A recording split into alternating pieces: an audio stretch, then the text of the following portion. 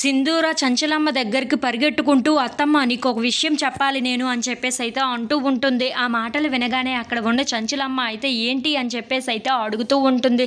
ఇంతలో నివేద అక్కడికి వచ్చి ఏంటి సింధూర ఇంత కంగారుగా వస్తుంది, ఏం చెప్పడానికి వస్తుంది అని చెప్పేసి అయితే చాటుగా వింటూ ఉంటుంది. ఇంతలో అక్కడ ఉన్న సింధూర అయితే దొంగ ఎవరో దొరికిపోయాడు, అసలు దొంగ ఎవరో నాకు తెలిసిపోయింది అత్తమ్మ అని చెప్పేసి అయితే అంటూ ఉంటుంది. ఆ మాటలు వినగానే అక్కడ ఉన్న చంచలమ్మ నివేద అయితే ఒక్కసారిగా షాక్ అయిపోతూ ఉంటారు.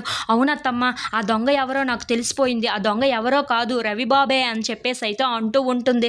ఆ మాటలు విని అక్కడ ఉన్న చంచలమ్మ అయితే ఒక్కసారిగా షాక్ అయిపోతూ ఉంటుంది.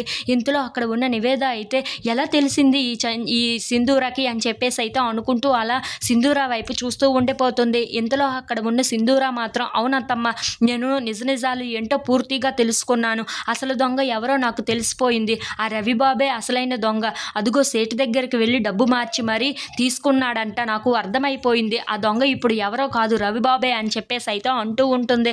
ఆ మాటలు వినగానే అక్కడ ఉన్న చంచలమ్మకైతే చాలా కోపం వచ్చేసి ఏంటి రవిబాబు దొంగతనం చేశాడా అని చెప్పేసి అయితే అడుగుతూ ఉంటుంది.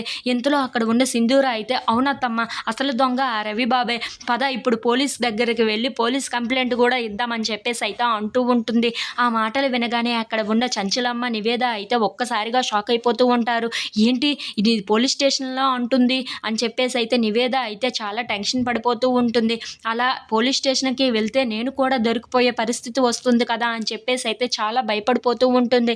ఇంతలో అక్కడ ఉన్న చంచలమ్మ మాత్రం ఒక్కసారిగా షాక్ అయిపోయి నువ్వు చెప్తుంది నిజమా అని చెప్పేసి అయితే అనుకుంటూ సింధూర వైపు అలా చూస్తూ ఉండిపోతుంది.